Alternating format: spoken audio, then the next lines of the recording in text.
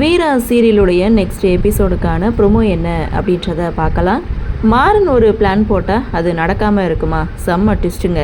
Relatives எங்கள் வீட்டுக்கு வந்திருக்காங்க. வந்தவங்க வீரா கிட்ட சொல்கிறாங்க, மாறன் ஜெயிலிருந்து வந்தாச்சு, இதுக்கப்புறம் 2 பேரும் சேர்ந்து வாழ வேண்டியதானே அப்படின்னு வீரா கிட்ட கேட்க, வீரா அதுக்கு சம்மதம் சொல்லலை. அப்போ அவன் கட்டின தாலியை மட்டும் ஏன் கழுத்தில் போட்டிருக்க அப்படின்னு சொல்லி தாலியை கலட்ட முயற்சி பண்ணுறாங்க.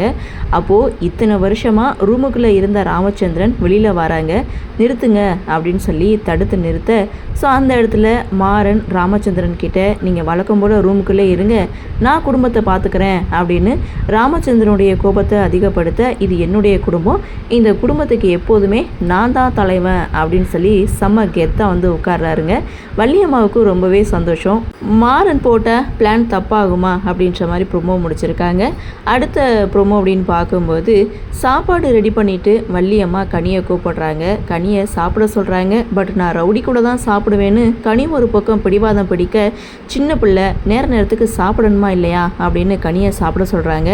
ஆனால் கனி பிடிவாதமாக நான் ரவுடி கூட தான் சாப்பிடுவேன் அப்படின்னு சொல்ல, அங்கே உட்கார்ந்துருந்த வீரா சொல்கிறாங்க, அவன் ஒரு பாடி கார்டு அவ்வளோதான், ஸோ அவங்ககிட்டலாம் ஃப்ரெண்ட்ஷிப்பாக வளர்த்துக்காத அப்படின்னு சொல்ல, இப்போ தான் அவர் பாடி கார்டு, எனக்கு அவன் எப்போதுமே ஃப்ரெண்டு தான், ரவுடி தான் அப்படின்னு சொல்ல, ஸோ அந்த இடத்துல வீரா கனியை கண்டிக்கிறாங்க. ஸோ கனி பார்த்திங்கன்னா சாப்பிடாம கோச்சிட்டு போகிறாங்க. இதோட ப்ரொமோவை முடிச்சிருக்காங்க.